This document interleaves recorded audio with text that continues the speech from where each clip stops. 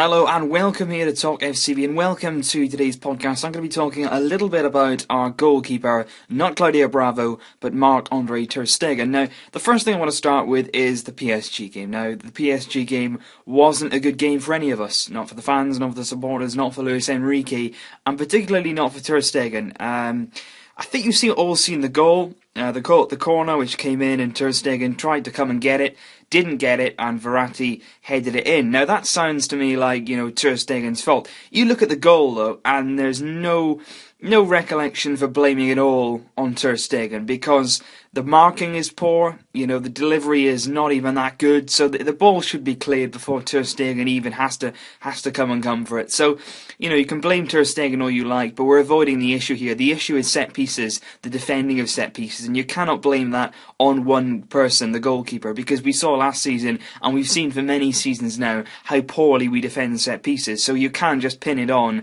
one man. It's the same whoever's in goal, we do not defend set pieces correctly. So, to blame Ter Stegen for that, and then I heard somebody say that if Ter Stegen wasn't in goal and Claudio Bravo was, then we'd have won the game, which is just ridiculous. PSG hammered us. They absolutely hammered us for 90 minutes. They were counter-attacking.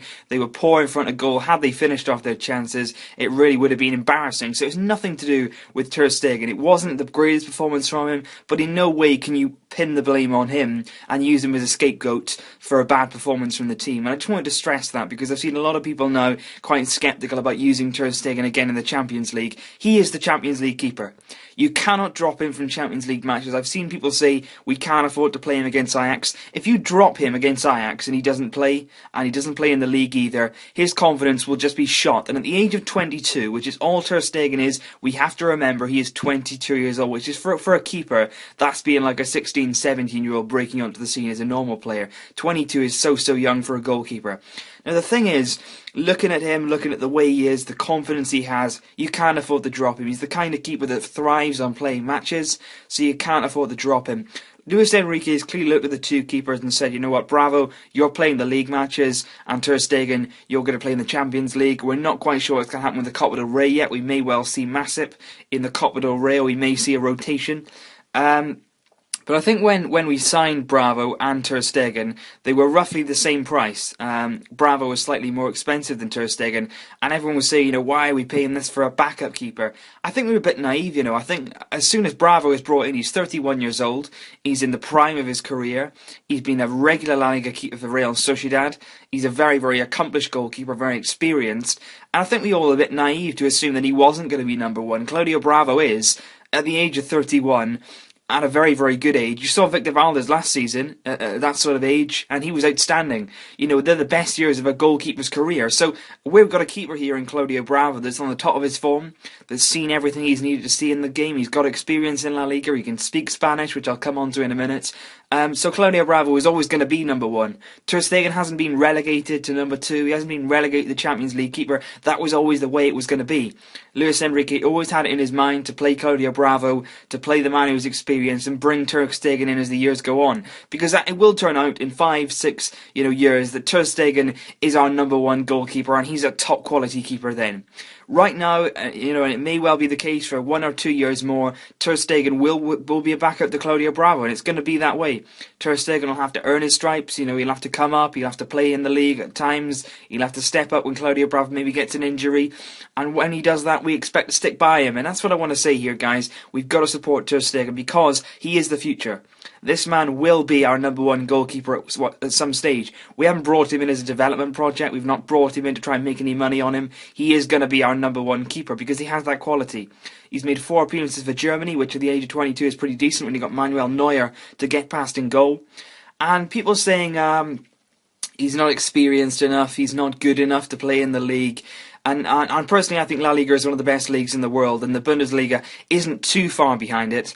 Well, how about this? Ter Stegen made over 100 appearances for Borussia Mönchengladbach. Now, you cannot make over 100 appearances in the Bundesliga, which is a very, very high-quality league with some very, very good teams in it. Bayern Munich, Borussia Dortmund. There's more and more teams developing in the Bundesliga with some really good raw talent. And to make over 100 appearances in that league at a consistent level is very, very good and very, very high quality. Now, you cannot doubt Ter Stegen's quality. He may have made a few mistakes, but what chances he had when you've got an appearance against Apoel Nicosia leading up to a big game at the Parc des Princes against PSG? It's quite a different taste of things. He hasn't really played in European competitions before. It's a big step up for him as it is, just playing for Barca as well. So we've got to give this guy time. He's 22 years old. And that's what I'm asking for. I'm asking for your support, because I've seen people on Twitter, I've seen people in newspapers saying, is this guy good enough to be our goalkeeper in the future? Well, yes, he is. He is good enough. We've got to place our trust in him, and that's why I'm saying we have to start him against Ajax. Ajax are a good side, but we should beat Ajax. And Ter Stegen needs the confidence from Luis Enrique. He needs to feel the support of him and us in goal against Ajax, because he has to play against Ajax. I wouldn't play him against Eibar. I wouldn't play him against Eibar and then say, oh, you know what, we'll put Bravo in against Ajax. That's not what you want to do. You don't want to be going down that path. We'll stick to what we believe in. We'll stick with what Luis Enrique originally wanted to go with, and that was to play Ter Stegen in Champions League matches. So let's stick with that. And I just want to stand by Ter Stegen, because, he is a good keeper. He's proven that. He's got his move to Barcelona, and now he's really trying to convince us. And I think he will. It'll take a bit of time. He's got the quality, and he's just going to start showing it, and I hope he starts showing it soon, because he's a good keeper, and I want to see him do well, and I really like him as well. Now, a quick word on the whole Spanish-German situation. The understanding is that Ter Stegen cannot speak Spanish fluently. Now, he will be learning Spanish, which I tell you from what Toni Kroos said a few weeks ago, which is that Spanish is a difficult language to learn as a German speaker. So Ter Stegen won't grasp this language that quick. So that's why I said it may take 1 or 2 years to even think about promoting him to the #1 goalkeeper, because it is going to take some time for Ter Stegen to learn Spanish, and that is key. You can't underestimate how key it is for a goalkeeper to be able to communicate and be in sync with his back four. I think when you look at that cross coming in the PSG game, had Ter Stegen been able to communicate, he may well have, done something about it. But it's all those different things. And, when you can't communicate with your defence, that automatically puts a bit of doubt in your mind. You don't know what they're thinking, they don't know what you're thinking, and you need to be able to communicate. So that's why I said it will take some time. Kroos has been struggling with the Spanish language. I hope Ter Stegen can pick it up quickly enough. I'm not sure how much Spanish you need to know to be able to communicate well, but it'd be good if you got a good understanding by the end of the season. But I'm sure he's working on that. I'm sure he's got one of the best teachers in Spain teaching him the Spanish language, but we'll have to see how he gets on with that. But that's just a quick thing that's been raised, and I just wanted to clear that up. So thanks for watching, guys.